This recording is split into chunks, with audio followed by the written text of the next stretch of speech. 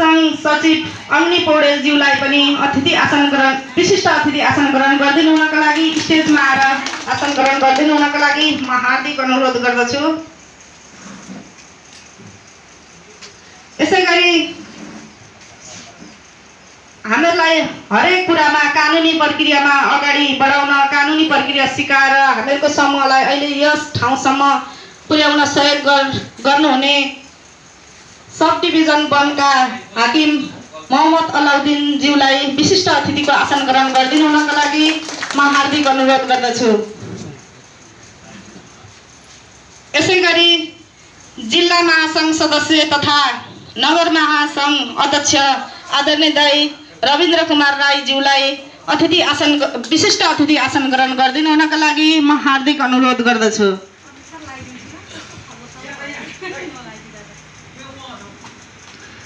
यसैगरी सामुदायिक वन महासंघ सचिवालय सदस्य आदरणीय दिदी रेणुका दाहाल ज्यूलाई विशिष्ट अतिथि आसन ग्रहण गरिदिनु हुनका लागि म हार्दिक अनुरोध गर्दछु।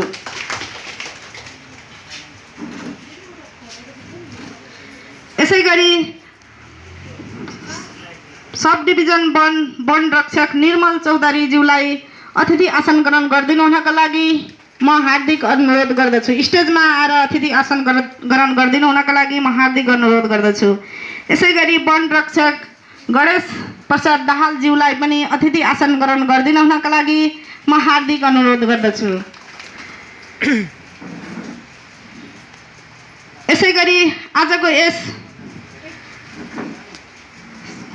यस कार्यक्रमलाई भव्य र सभ्य रूपले सफल पार्नका लागि हामीले विभिन्न सङ्घ संस्था, विभिन्न स्कुल विद्यालयका व्यवस्थापन समिति अध्यक्षज्यूहरूलाई पनि निमन्त्रणा गरेका छौँ। त्यही अनुसार सिंहवाहिनी माध्यमिक विद्यालय व्यवस्थापन समिति अध्यक्ष टङ्क भण्डारी ज्यूलाई स्टेजमा आएर अतिथि आसन ग्रहण गरिदिनु हुनका लागि म हार्दिक अनुरोध गर्दछु। यसैगरी हिरक आधारभूत विद्यालय स्कुल व्यवस्थापन समिति अध्यक्ष जीवन कटवाल ज्यूलाई अतिथि आसन ग्रहण गरिदिनु हुनका लागि स्टेजमा आइदिनु हुनका लागि म हार्दिक अनुरोध गर्दछु। यसैगरी आजको यस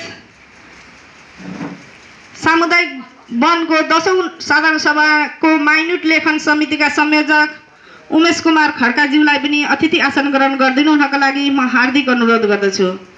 यसैगरी छिमेकी सामुदायिक वन भुल्के पशुपति सामुदायिक वनका अध्यक्ष तथा नवनिर्वाचित पदम पाखरिन अध्यक्षज्यू नवनिर्वाचित अध्यक्षज्यू पदम पाखरिन ज्यूलाई म हार्दिक अनुरोध गर्दछु। अतिथि आसन ग्रहण गरिदिनु हुनका लागि स्टेजमा आइदिनु हुनका लागि म हार्दिक अनुरोध गर्दछु।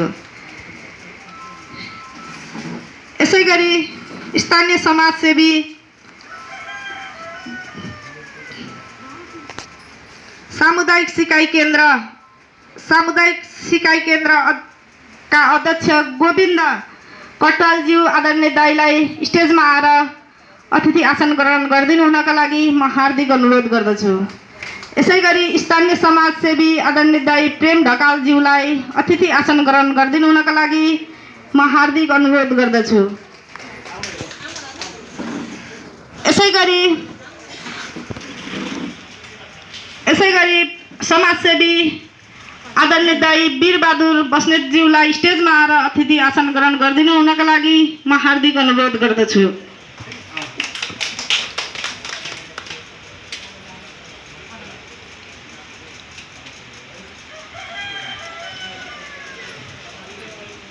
यसैगरी सशस्त्र प्रहरी बेस क्याम्प प्रमुख तथा प्रतिनिधिज्यूलाई अतिथि आसन ग्रहण गरिदिनु हुनका लागि म हार्दिक अनुरोध गर्दछु।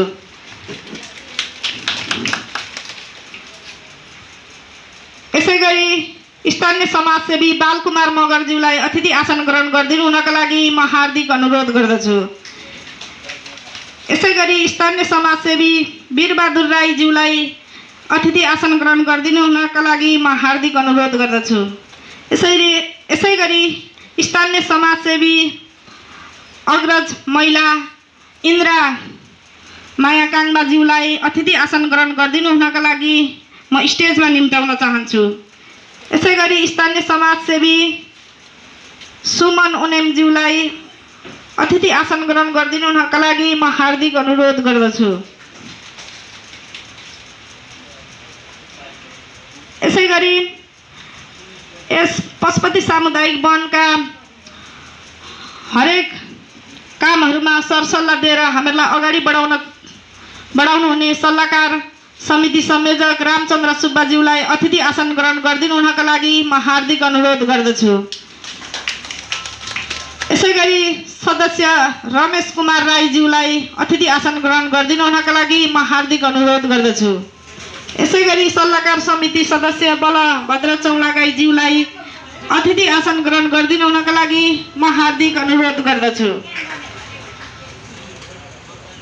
यसैगरी सल्लाहकार समिति सदस्य चन्द्रबहादुर कार्कीज्यूलाई अतिथि आसन ग्रहण गरिदिनु हुनका लागि म हार्दिक अनुरोध गर्दछु। स्थानीय समाजसेवी प्रेम ढकालज्यूलाई अग्रभागमा आएर अतिथि आसन ग्रहण गरिदिनु हुनका लागि म हार्दिक अनुरोध गर्दछु।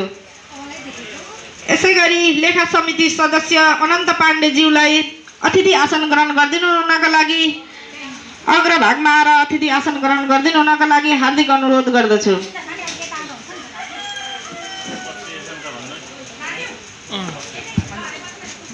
सोनम रोका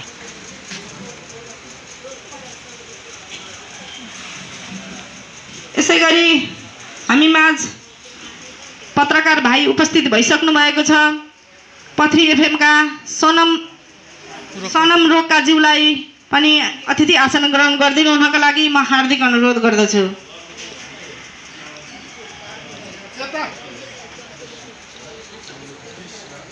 अतिथि आसन ग्रहण क्रमलाई म फेरि पनि जोड्ने नै छु। म कार्यक्रमलाई ढिला नगरिकन अगाडि बढाउन गइरहेको छु।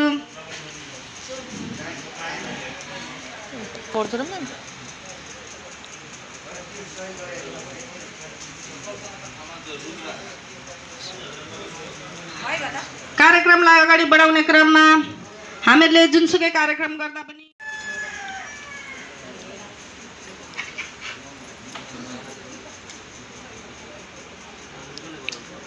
बन्दैछ, प्राविधिक मिस्टेक भयो।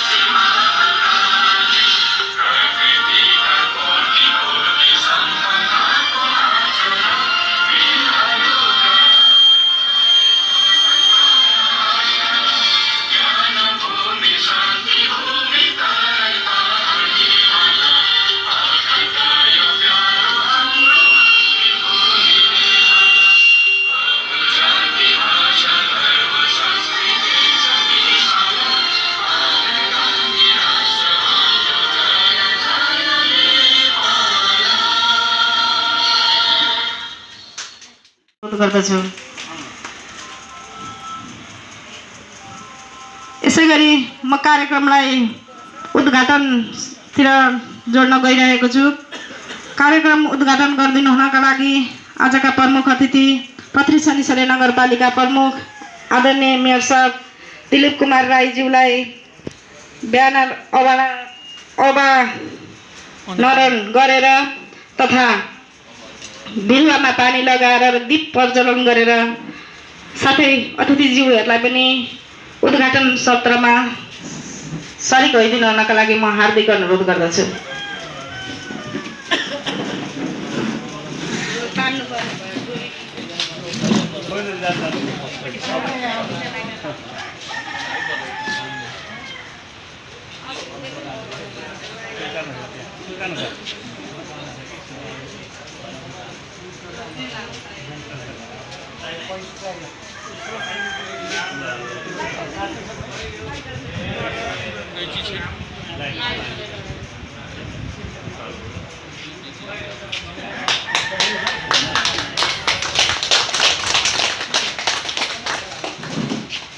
धन्यवाद प्रमुख अतिथिज्यू। अब बिरुवामा पानी लगाएर उद्घाटन गरिदिनु हुनको लागि हार्दिक अनुरोध गर्दछु। फोटो लिनु है दाजु, फोटो लिनु। दीप प्रज्वलन गरेर 10औं साधारण सभा 10वटा मोमबत्ती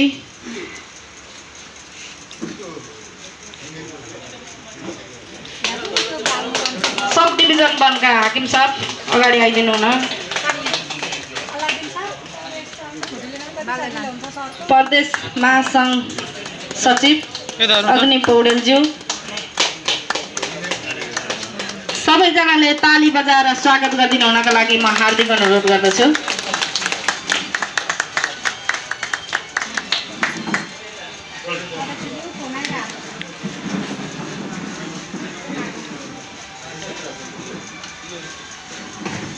कार्यक्रम उद्घाटन भइसकेको छ।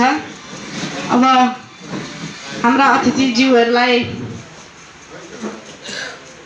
स्वागत गर्नुभन्दा अगाडि प्रत्येक टोलाबाट प्रतिनिधिमूलक उपस्थित हुनुभएका सम्पूर्ण उपभोक्ता आमा बुवा दाजुभाइ दिदीबहिनी तथा प्रत्येक टोला सदस्य टोला अध्यक्षज्यूहरूलाई पनि म यथास्थानमा आसन ग्रहण गर्नको लागि हार्दिक अनुरोध गर्दै अतिथिज्यूहरूलाई स्वागत गरिदिनु हुनका लागि यसै संस्थाका उपाध्यक्ष श्री गोपाल प्रसाद फ्रियलज्यूलाई स्वागत मन्तव्य राखिदिनु हुनका लागि म हार्दिक अनुरोध गर्दछु।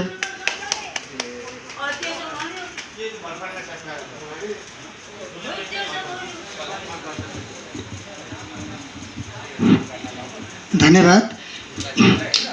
आज मिति 2077 साल कार्तिक 1 गते हुन गइरहेको 10औं वार्षिक साधारण सभाका सभाध्यक्षज्यू, ड्यासमा आसीन प्रमुख अतिथिज्यू, विशिष्ट अतिथिज्यू र अतिथिज्यूहरू साथै यस 10औं साधारण सभामा उपस्थित हुनुभएका सम्पूर्ण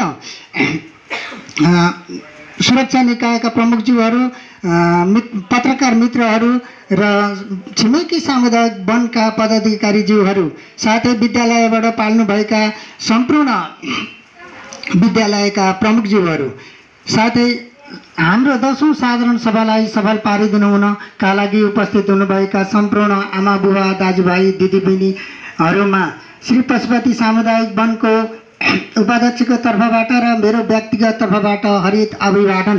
साथै आजको यो 10औं साधारण सभालाई सफल र सुलभ तरिकाले सफल पारिदिनुहुन्छ भन्ने आशा राख्दै मेरो 2 शब्द यहाँ राख्दै स्वागत गर्न चाहन्छु। स्वागतम स्वागतम स्वागतम। धन्यवाद।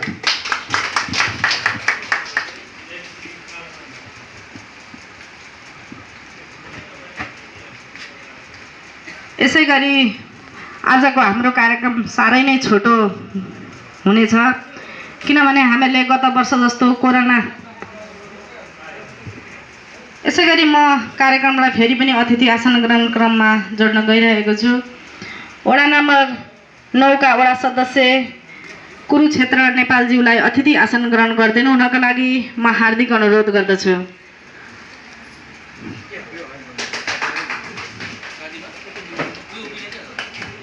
यसै गरी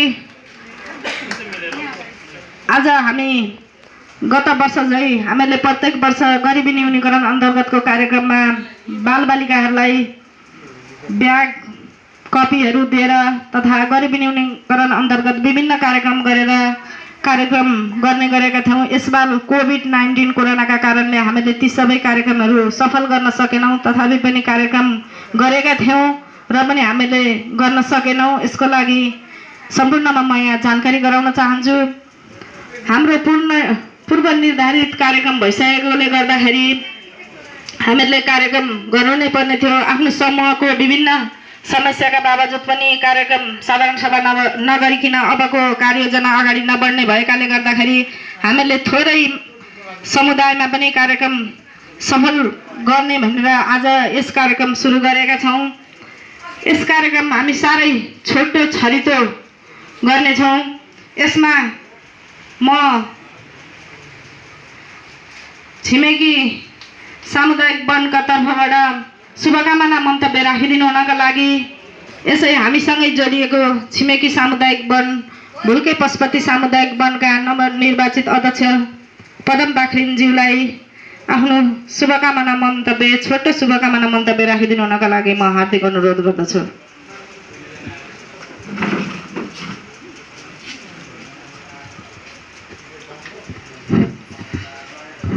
धन्यवाद कार्यक्रम प्रस्तुताज्यू, यस सभाका सभाध्यक्षज्यू र यसै सभाका प्रमुख अतिथिज्यू, विशिष्ट अतिथिज्यूहरू र सुरक्षाकर्मीज्यूहरू र पत्रकार मित्रज्यूहरू, सामुदायिक वनका र छात्र संगठन महासङ्घका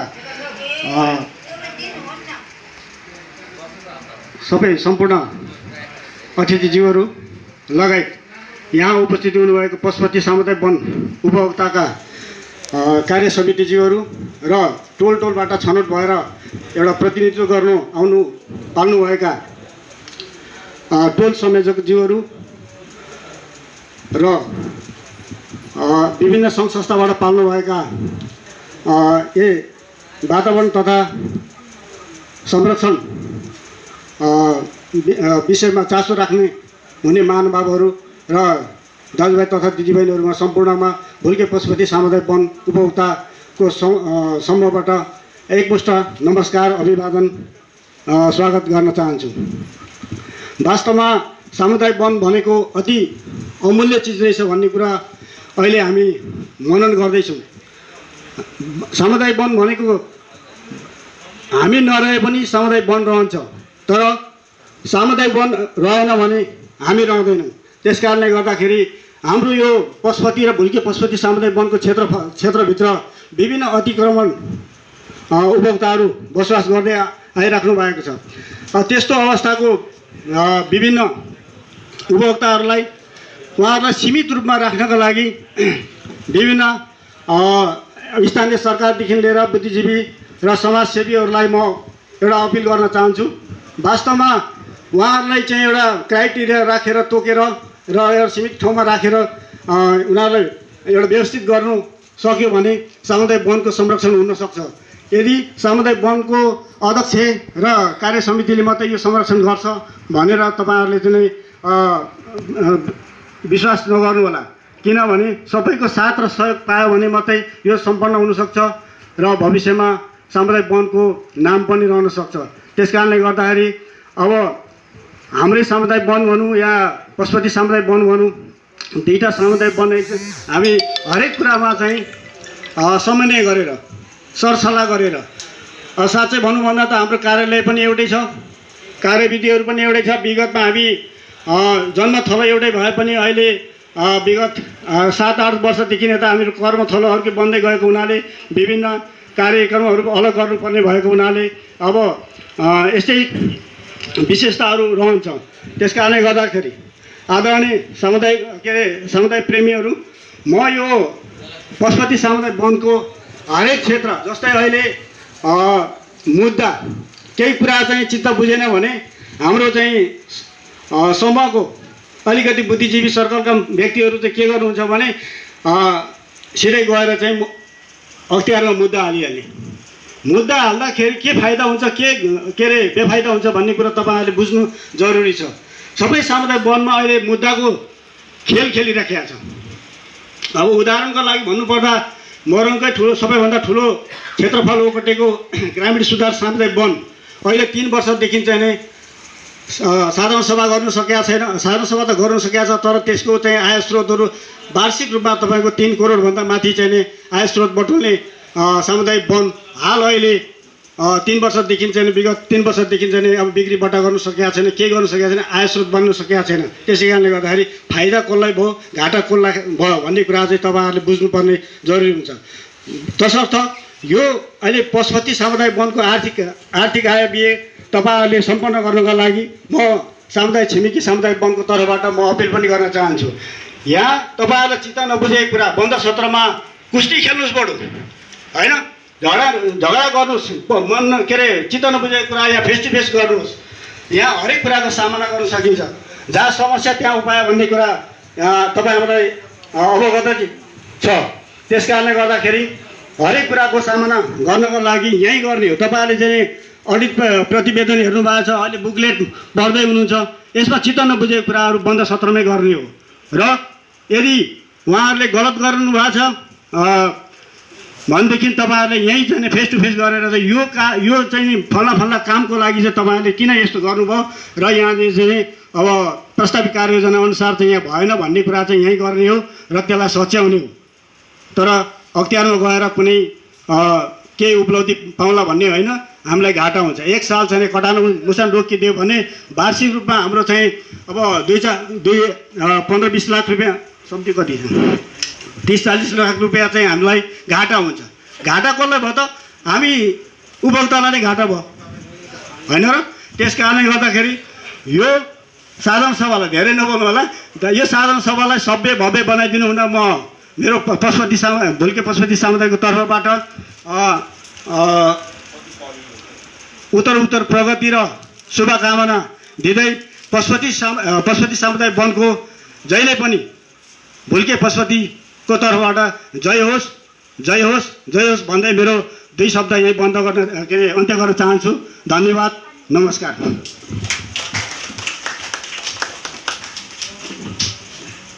यसै गरी म कार्यक्रमलाई फेरि पनि अतिथि आसन ग्रहण क्रममा जोड्न गइरहेको छु। गरिमा अनलाइन टेलिभिजनका सुमन कुरुङबाङज्यूलाई अतिथि पत्रकार सुमन कुरुङबाङज्यूलाई अतिथि आसन ग्रहण गरिदिनु हुनका लागि म हार्दिक अनुरोध गर्दछु।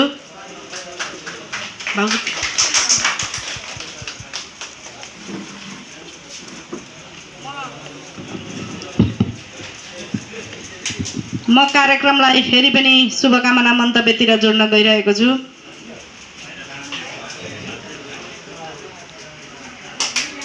यसै गरी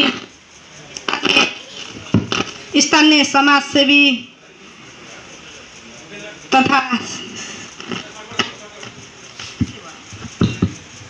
सामुदायिक सिकाइ केन्द्रका अध्यक्ष आदरणीय दाई गोविन्द कटवालज्यूलाई शुभकामना मन्तव्य राखिदिनु हुनका लागि म हार्दिक अनुरोध गर्दछु।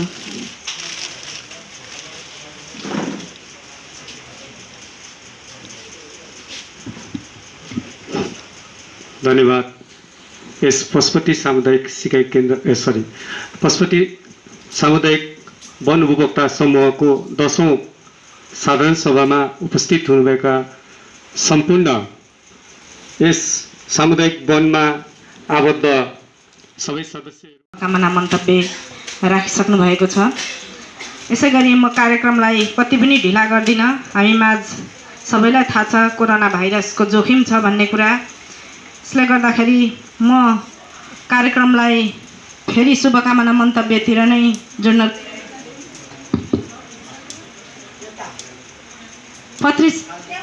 पत्री शनिसरे सब डिभिजन वनका प्रमुख आदरणीय हाकिम साहब मोहम्मद अलाउद्दिनज्यूलाई शुभकामना मन्तव्य राखिदिनु हुनका लागि म हार्दिक अनुरोध गर्दछु।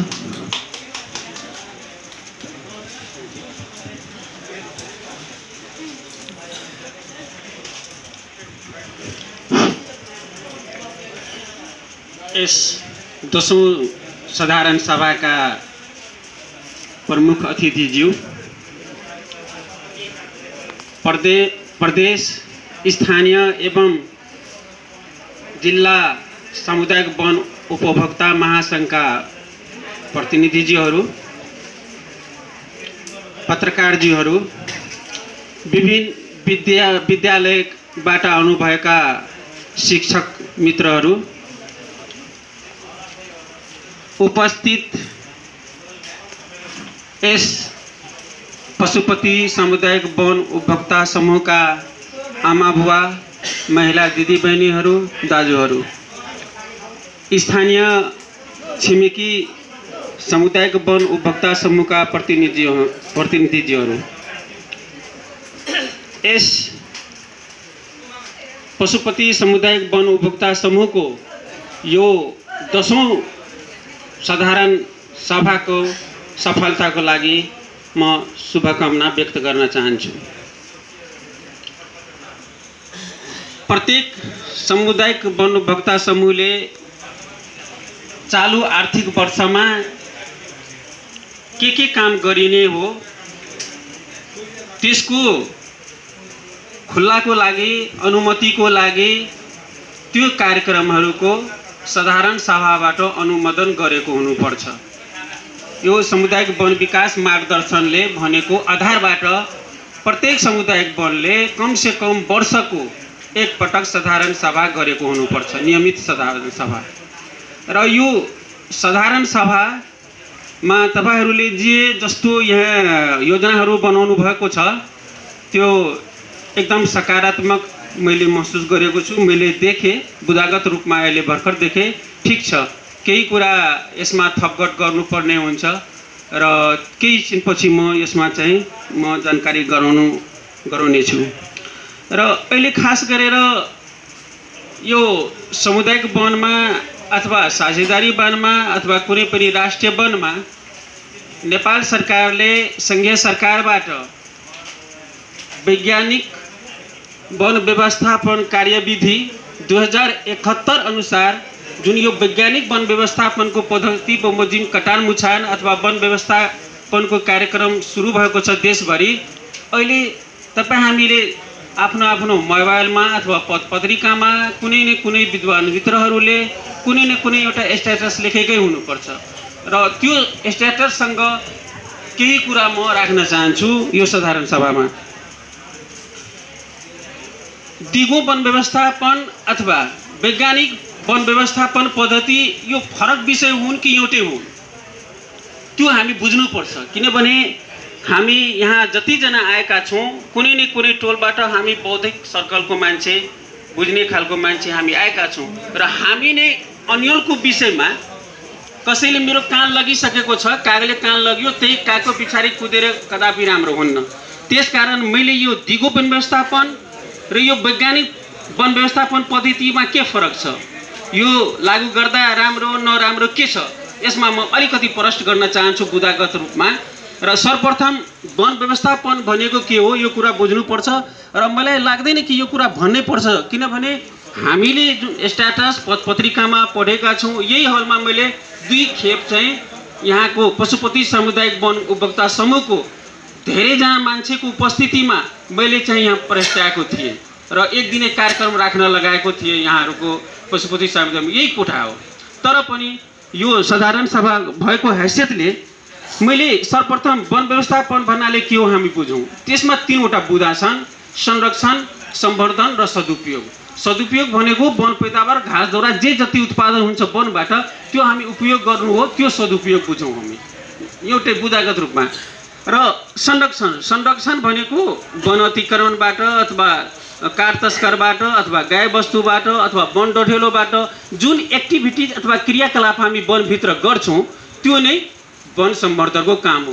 बिरुवा रोप्ने पनि वन संवर्धन हो। अब रह्यो कुरो यो दिगो वन व्यवस्थापन हिजो अस्ति थियो हैन, हाम्रै धेरै मित्रहरूले कहिलेकाहीँ पत्रकार महोदयहरू लेख्नुहुन्छ, कहिले डाक्टर साहबहरूले लेख्नुहुन्छ र मैले जति स्ट्याटस पढेँ यो वर्ष कसैको विचार मेल खाँदैन। वन विज्ञान या त वन विज्ञान फरेस्ट्री क्याम्पस नै बन्द गरिदिनु पर्यो राज्यले अथवा राज्यले नीति ल्याएको अनुसार हामीले चल्नु सक्नु पर्यो। यो टीका टिप्पणी गलत टीका टिप्पणी गर्नु कहाँ छ भने हाम्रो बुझाइ नै प्रष्ट छैन। वन संरक्षण गर्नु भनेको वन व्यवस्थापन होइन, एउटा बुँदा चाहिँ हामीले पालन गर्न सक्छौँ, एउटा स्टेप एउटा खुड्किला हामीले पास गरेको बुझ्नु पर्यो। र एसई पास गर्ने बित्तिकै डक्टरको सर्टिफिकेट त हामी पक्कै लिँदैनौँ र दिँदैन कुनै संस्थाले भने जस्तै वन संरक्षण गर्नु भनेको वन व्यवस्थापन भएको बुझ्नु गलत कुरा हो। र मैले अहिले सिल्भिकल्चर सिस्टम अपरेसनको बारेमा म यहाँहरूलाई के जानकारी गराउन चाहन्छु भने अन्य पत्रकारले, अन्य विशेषज्ञहरूले, अन्य नेताले अथवा फेकोपनका साथीहरूले जे जस्तो लेखे पनि हामीले बुझ्नुपर्ने कुरो के छ भने वन व्यवस्थापनमा जबसम्म सिल्भिकल्चर अपरेसन अनुसार तपाईँ हामीले काम गरेनौँ भने तबसम्म त्यो वन व्यवस्थापन भएको बुझ्नु गलत हो। र मैले एउटा सिस्टमको कुरोमा भन्नुपर्दा सिल्भिकल्चर सिस्टममा के भनेको छ भने रुख काट्नु, तीनवटा मेथड छ, तीनवटा प्रक्रिया छ, तीनवटा प्रोसेस छ। पहिलो प्रोसेस के छ भने सेलेक्सन सिस्टम। आजभन्दा 10 वर्ष अथवा 20 वर्ष अगाडि नेपाल अधिराज्यभित्रमा जति पनि सामुदायिक वन उपभोक्ता समूहले वन जङ्गल संरक्षणको साथसाथै वन पैदावार सदुपयोग गर्नुभन्दा अगाडि जुन प्रक्रिया अनुसार काम गरिन्थ्यो वनमा, यो सिलेक्सन सिस्टम अनुसार चाहिँ धेरै बुढा रुखहरू उत्पादन भनौँ नि त्यसको जुन उत्पादनशील जुन काठ छ त्यो काठ काट्नुभन्दा अगाडि रोग लागेको रोगी रुखहरू हटाइन्थ्यो अथवा सुकेको ढालापरा। यो ढालापरा वास्तवमा सेलेक्सन सिस्टममा आउँदैन, त्यो एउटा प्रक्रिया हो। त्यो जुन अहिले पनि फरेस्ट साइन्सले त्यो कुन सिस्टममा छ कसैले प्रुभ गर्न सक्दैन। जहाँसम्म म पनि एउटा विद्यार्थीको हैसियतले म राख्न चाहन्छु, वन पैदावार रुख ढलेको कति रुख ढल्छ वार्षिक रूपमा कसैले भन्न सक्दैन, किनभने हुरी बतास कति आउँछ, कुन हैसियतको आउँछ, कुन म्याग्निच्युडको आउँछ, त्यो प्राकृतिक कारणले जुन रुख ढल्छ त्यो सिस्टममा आउँदैन। यो तीनवटा सिस्टममा, एउटा सेलेक्सन सिस्टम, एउटा क्लियर फेलिङ सिस्टम, एउटा चाहिँ अहिले जुन छ अहिले वैज्ञानिक वन पद्धति बजेटमा जति पनि कार्ययोजना तयार भएको छ देशभित्रमा, चाहे कञ्चनपुर बाँकिएको होस् अथवा मोरङ जिल्लाको, त्यो एउटै सिस्टममा भएको हो। त्यसलाई के भन्छ? Shelter would system, irregular shelter would system. Shelter भनेको सुरक्षित हो र यो तीनवटा सिस्टम मध्ये सबैभन्दा राम्रो सिस्टम भनेको सेल्टर वुड सिस्टम हो। सेल्टर भनेकै सुरक्षित हो। र क्लियर फेलिङ जस्तो सर्पट कटान जुन हामी भन्छौँ नि, कहिलेकाहीँ खास गरेर पत्रकार मित्रहरूले यो सामुदायिक वनमा वैज्ञानिक वन व्यवस्थापन अनुसार सर्पट कटान भन्ने शब्द लेख्नुहुन्छ। सर्पट कटान भनेको के हो? Clear failing. त्यहाँ क्लियर फेलिङ भन्नाले के हो भने त्यहाँ भएको लाथरा पोल रुख जे जस्तो अवस्थामा छ सबै काटेको हुनु पर्यो, बल्ल त्यो सर्पट कटान हुन्छ। जस्तो उदाहरण स्वरूप म भन्न चाहन्छु, सर्लाही जिल्लाको सागरनाथलाई म उदाहरण दिएँ, झापाको हाम्रो छिमेकी जिल्ला झापाको रतुवामा वृक्षारोपण हो। अहिले पनि तपाईँ हामी धेरैजनाले हेरिसकेका छौँ, त्यतातिर म जान्न। भनेको मतलब यो तीनवटा सिस्टम मध्ये तपाईँहरूलाई जुन लाग्छ त्यसैमा काम गर्नुहोस्। हाम्रो प्राविधिकको कुनै त्यसमा तपाईँलाई बाधा विरोध, पश्चिमको घटनामा आउँदा त अध्यक्षलाई मात्र थाहा छ अरे, त्यो पनि थाहा छैन, सचिव र अध्यक्ष मिलेर कार्यक्रम बनाएको छ, सही हिसाब एउटैले गरेको छ हो, त्यता त नीति यो सिस्टमै गलत होइन नि, तपाईँको नियत खराब हो नि। त कुनै मान्छेको नियत खराब हुनै बित्तिकै त्यो नीति नै खराब, त्यो सिस्टम नै खराब भन्नु गलत हो। र मैले के यो मञ्चबाट के भन्न चाहन्छु भने कुनै एक ठाउँको कारणले सम्पूर्ण देशहरूलाई चाहिँ उपरोध गर्नु, हुन त म एउटा राष्ट्रिय सेवा कर्मचारी, मैले सरकारको नीति अनुसार चल्नै पर्छ र यो बन्द भयो। र यो कहिलेकाहीँ के हुन्छ भने हाम्रो बुझाइ गलत हुन्छ र म यो जुन बुझाइहरू अहिले अवगत गराएँ यहाँहरूलाई, पक्कै यसमा भोलिको दिनमा मैले आशा के लिएका छु भने यसको पक्षमा तपाईँ हामीले बोल्नु पर्यो। जुन तपाईँको विचारमा उचित लाग्छ जुन सिस्टम, त्यसैमा तपाईँहरू काम गर्नुहोस्। हाम्रो कहिले पनि यो गर्नुहोस् त्यो गर्नुहोस् हामी कदापि भन्दैनौँ। मात्र यो तीनवटा सिस्टममा अहिले पनि म फेरि भन्छु, तपाईँ यो पथरी अन्तर्गतको जुनसुकै सामुदायिक वनमा जानुहोस्। हामीले हेर्ने 7वटा सामुदायिक वन, एउटामा त कुनै सिस्टमै छैन, नन एक्टिभ छ, यहाँबाट 7-8 किलोमिटर तल पर्छ, 4-5 हेक्टरको वन छ। बाँकी यो हामीले हेर्ने सब डिभिजन वन कार्यालय पथरीले हेर्ने जुन 6वटा सामुदायिक वन छ, सबै सामुदायिक वनमा गएको आर्थिक वर्षसम्ममा सबैमा वैज्ञानिक पद्धति बमोजिमको कार्ययोजना स्वीकृत भएको छ, भइसकेको छ। सबै 6वटामा 100% नै भयो। अब दिगो वन व्यवस्थापन हुनको लागि मैले जुन इरेगुलर सेल्टर वुड सिस्टमको जुन अहिलेको पद्धतिको कार्ययोजना छ त्यो अनुसार चाहिँ काम गर्नुभयो भने दिगो वन व्यवस्थापन हुन्छ। दिगो वन व्यवस्थापन भन्नुहोस् अथवा वैज्ञानिक वन व्यवस्थापन भन्नुहोस्, यो नाम मात्र फरक छ, काम उद्देश्य लक्ष्य सबै एउटै छ।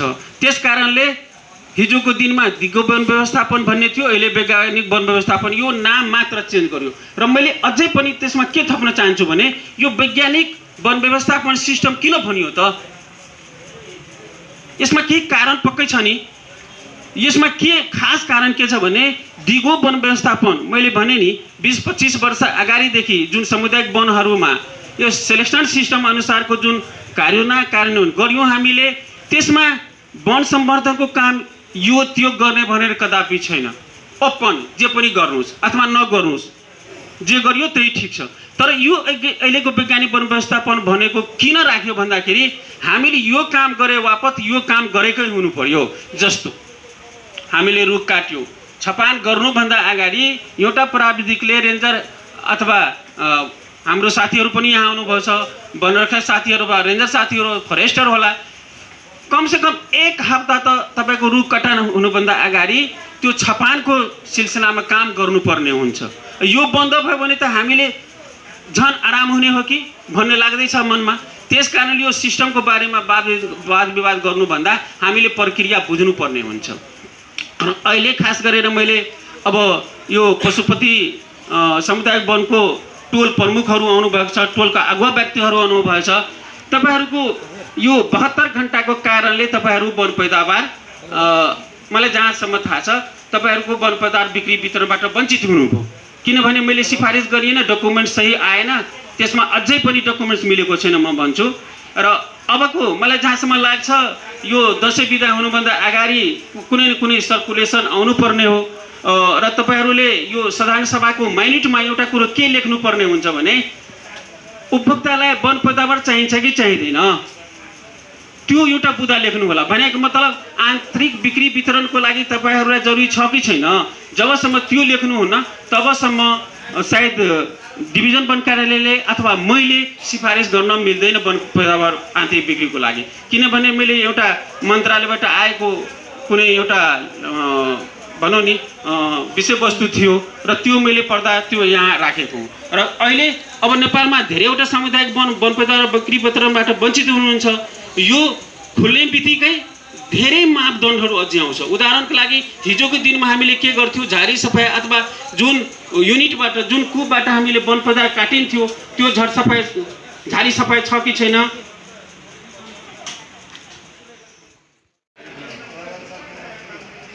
त्यस कारणले मैले के अनुरोध गर्न चाहन्छु भने र यो मेन्टल डिजिज पनि हो क्या। हामी के सोच्छौँ भने चितलको मासु, बँदेलको मासु खाएपछि यो धेरै पौष्टिक तत्त्व हुन्छ र यो खाएपछि इनर्जेटिक हुन्छ र शरीरमा एक किसिमको अर्कै महसुस गर्छु भनेर त्यो हैसियतले पनि मान्छेहरू चासो राखेर खाएको हो कि भन्ने मैले अध्ययन गरेको हुँ यहाँ। र मैले यो मासमा म के भन्न चाहन्छु भने यो गलत हो। हाम्रो मेन्टल, हामी मानसिक रोगी हौँ। वास्तवमा चितलको मासु खसीको मासुभन्दा कदापि राम्रो हुँदैन, ध्रुव सत्य कुरो म प्रुभ गर्छु। मसँग खासै त्यो शब्द छैन। एउटै शब्द के भन्न चाहन्छु भने मैले धेरै पटक अनुभव गरेको छु, प्र्याक्टिकल रूपमा हेरेको छु। वन्यजन्तु मरिसकेपछि चाहे चितल होस्, खास गरेर चितलको सन्दर्भ भन्दैछु, 15 देखि 20 मिनटमा गनाउन थाल्छ। र फरेस्ट साइन्सले पनि यही पठाएको हामीलाई। कुनै पनि वन्यजन्तुमा यति भाइरस हुन्छ, यति ब्याक्टेरिया हुन्छ, खास गरेर ब्याक्टेरिया, यो ब्याक्टेरिया मर्ने बित्तिकै त्यो ब्याक्टेरियाको कारणले त्यो 10-15 मिनटभित्रमा मर्छ र गनाउन थाल्छ। तपाईँ हल्का घाइते भएको चितल मृग तपाईँ जोगाउन सक्नुहुन्न। मैले धेरै पटक प्रयास गरेँ, त्यो भाइरसकै कारणले मरेको, ब्याक्टेरियाकै कारणले भनेको। त्यस कारणले हाम्रो जुन सोच छ, हाम्रो जुन विचार छ, हाम्रो जुन नियत छ, त्यो वन्यजन्तु तपाईँ हामीले खाएनौँ भने त्यसको मासु राम्रै सियामे को छ। 1-2 पटक धेरै पटक त हामीले कारबाही पनि गऱ्यौँ। हाम्रो प्रशासन सशस्त्र बलका साथीहरू पनि हुनुहुन्छ। हाम्रै अगाडिबाट वन्यजन्तुको मासु चोरी तस्करी यताको उता, उताको यता, भुल्केपत्तीबाट उता जान्छ, पथरीबाट यता चाहिँ आउँछ। मलाई सबै थाहा छ यो को हो, यसमा को छ, साधारण मान्छे छ। म चाहिँ यो 120-25 सीसीको गाडीमा चढ्छु, उहाँहरू चाहिँ 350-375 सीसीको गाडीमा चढेर अगाडि गइराखेको हुन्छ। त्यस कारणले तपाईँ हामी सामुदायिक वनको जुन कार्य समितिका मान्छे छौँ, यतिका मान्छे छौँ, तपाईँ हामी वाल हो अतिक्रमणको सिलसिलामा। अहिले बुर्के पशुपतिको साथीहरूले तपाईँको हाम्रो पशुपतिको जुन वन क्षेत्र छ त्यसमा अतिक्रमण पुरै एकदम एउटा सुनियोजित प्लानिङ हिसाबले गइराख्नु भएको छ। मैले अनुरोध गर्न चाहन्छु बुर्के पशुपतिको साथीहरूलाई, पशुपतिको वन होस् अथवा सिर्जना सामुदायिक वनको होस् अथवा आखिर राष्ट्रिय सम्पदा हो, राष्ट्रिय वन क्षेत्र हो। त्यस कारणले हामी यसलाई चाहिँ निरुत्साहित गर्नुपर्छ, न कि राजनीतिक दबाब दिनुपर्छ, सहयोग गर्नुपर्छ। जुन अतिक्रमणकारी छ त्यो अतिक्रमणकारीलाई रोक्ने प्रयास गरौँ। किनभने जब हाम्रो पाठेघर वन क्षेत्र भनेको पाठेघर जस्तै हो, पाठेघर भएपछि नै हाम्रो दिदीबहिनीहरूले बच्चा पाउन सक्नुहुन्छ। जब पाठेघरले तपाईँले काटेर फालिदिनुहुन्छ डाक्टर साहबहरूले, बच्चा हुन्छ त कदापि हुन्न। त्यसकारण वन अतिक्रमण भनेको दिगो वन व्यवस्थापन अथवा वैज्ञानिक वन व्यवस्थापनको जुन अहिले सिस्टममाथि जुन विभिन्न किसिमको आरोप प्रत्यारोप आइरहेको छ, त्योभन्दा खतरा त्यो छ। तर त्यो कुरो कदापि आउँदैन। बोल्ने हामीहरू जस्तै मान्छेले बोल्ने, जसको कुनै त्यसको अवसर आउँदैन, त्यसको असरै आउँदैन। त्यस कारणले तपाईँ हामी यतिका वाल छौँ।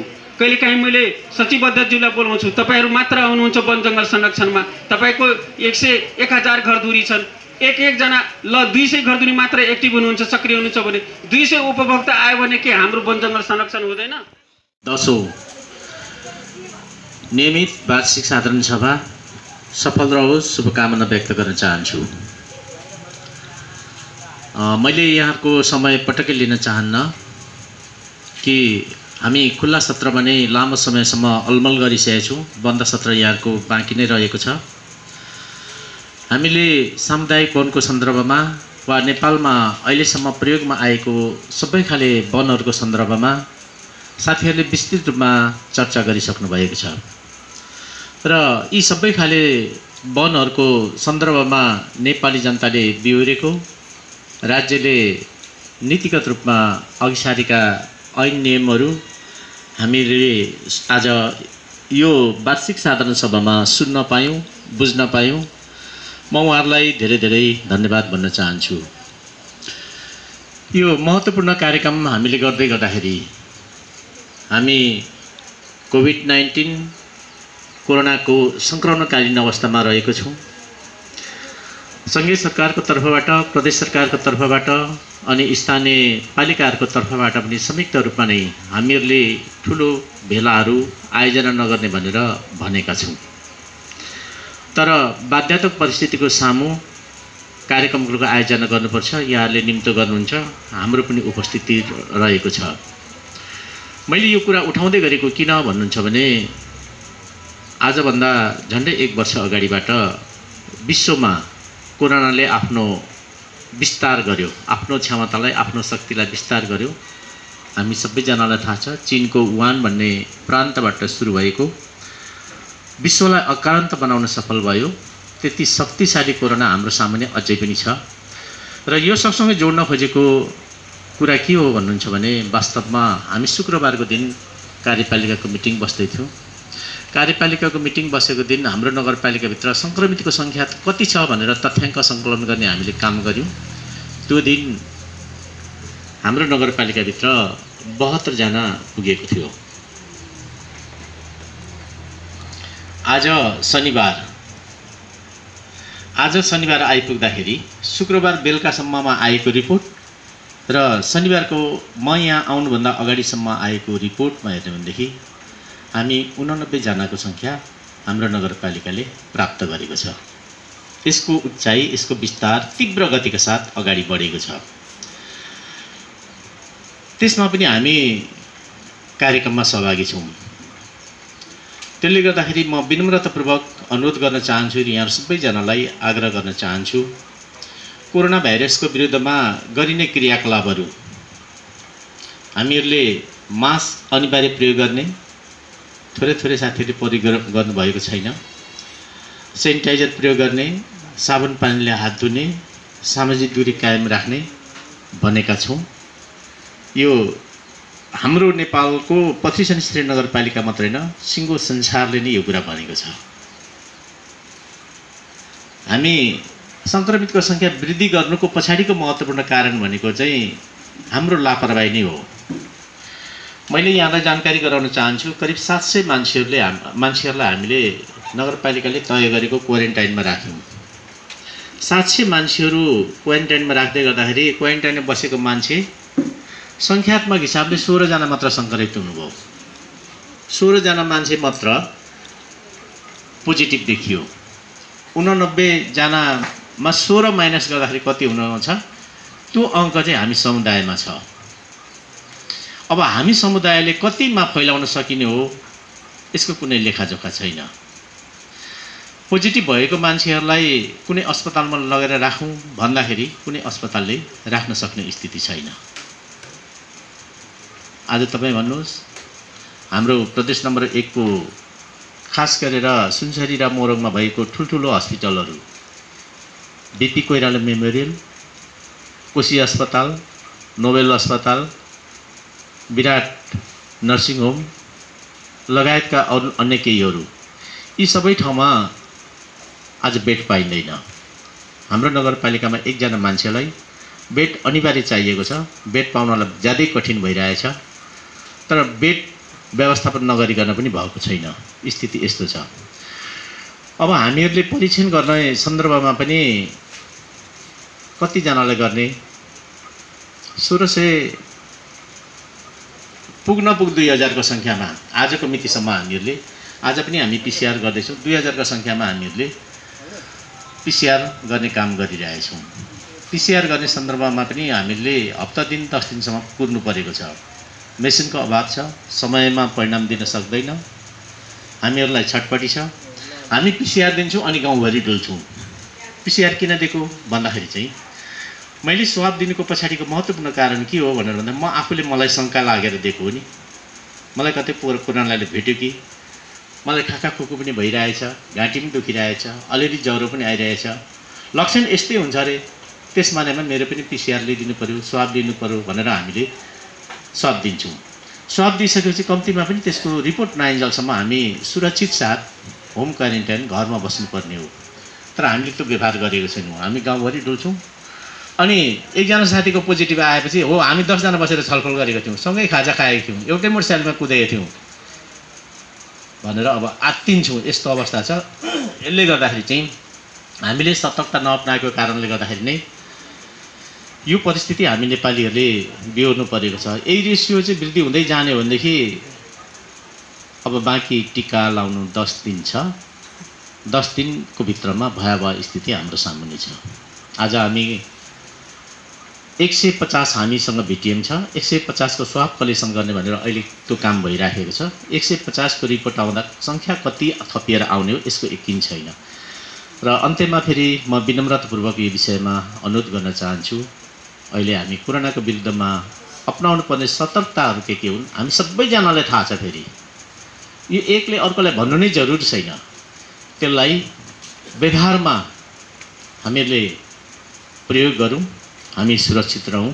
यहाँहरूसँग विनम्रतापूर्वक यो निवेदन गर्न चाहन्छु। र साथीहरूले उठाउनु भएको विषयमा सङ्घीय सरकारको तर्फबाट, प्रदेश सरकारको तर्फबाट अनि स्थानीय पालिकाहरूको तर्फबाट बनाउनु पर्ने ऐन नियमहरू आवश्यकताको हिसाबले जति हो त्यो बन्न सकेको छैन। मैले यहाँहरूलाई ती मात्र ढाँट्नु मिल्दैन। यसको महत्त्वपूर्ण कारण के हो भन्नुहुन्छ भने दुईटा हो। दुईटा कारण भनेको के हो, हामी नेपाली जनताहरूले, हामी सबै नेपालीहरूले परिकल्पना गरेको तर व्यवहारमा अनुभव कहिले पनि नगरेको शासन प्रणाली हामीले कार्यान्वयनको चरणमा अगाडि सार्दैछौँ, सङ्घीय लोकतान्त्रिक व्यवस्था। यसो भएको कारणले गर्दा यो नयाँ वस्तुलाई, नयाँ व्यवस्थालाई अनुभव गर्नको लागि आवश्यकता अनुसारको ऐन कानुन बनाउनको लागि सङ्घीय सरकार पनि तल्लिन्छ, उसले पनि गरिराखेको छ। प्रदेश सरकार पनि, सबै प्रदेश सरकार पनि तल्लिन्छ, लागिराखेको छ, ऐन नियमहरू बनाउने काम जारी राखेको छ। स्थानीय सरकारको सन्दर्भमा गरिएको परिभाषा के छ भन्नुहुन्छ भने स्थानीय सरकारले बनाएको कुनै पनि ऐन नियमहरू, ऐन कानुनहरू सङ्घीय सरकार वा प्रदेश सरकारसँग बाझिन गयो भने बाझिएको खण्डमा स्वत खारेज हुनेछ भन्ने कुरा लेखिएको छ।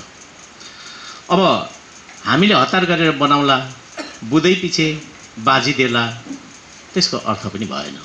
हामी ऐन बनाइसकेपछि हामीले कार्यान्वयनमा लानुपर्छ, काम गर्न थाल्नुपर्छ। भोलि त्यसमा चाहिँ सङ्घीय सरकार र प्रदेश सरकारको कानुनसँग बाज्न गयो भनेदेखि हरेक ठाउँमा फरक भयो, विमतिहरू सृजना हुन्छन्, हामी बिचमा अनेकन अप्ठ्यारोहरू सृजना हुन्छन्। त्यसो भएको कारणले गर्दाखेरि चाहिँ सबै स्थानीय पालिकाहरूले, स्थानीय सरकारहरूले ऐन कानुनहरू बनाउन बाँकी छ। र यो ऐन कानुन बनाउने सन्दर्भमा हो के भन्नुहुन्छ भनेदेखि स्थानीय सरकारको तर्फबाट निर्मित ऐन कानुनहरू कसको हितको निम्ति, सबै नगरपालिकाभित्र बसोबास गर्नुहुने सम्पूर्ण नगरवासीहरूको हितको निम्ति हो। त्यसको कारणले गर्दाखेरि चाहिँ सामुदायिक वनको सन्दर्भमा वा वनको सन्दर्भमा नगरपालिकाले कानुन बनाउँदाखेरिको बखत उपभोक्ता साथीहरूको समितिका साथीहरूको हित विपरीत कानुन बनाउँछ भनेर थोरै पनि शङ्का नगर्दा राम्रो हुन्छ। त्यो समयमा आवश्यक प्रकारको सरसल्लाह सम्बन्धित समितिका साथीहरू, विषय विज्ञ साथीहरू, विषय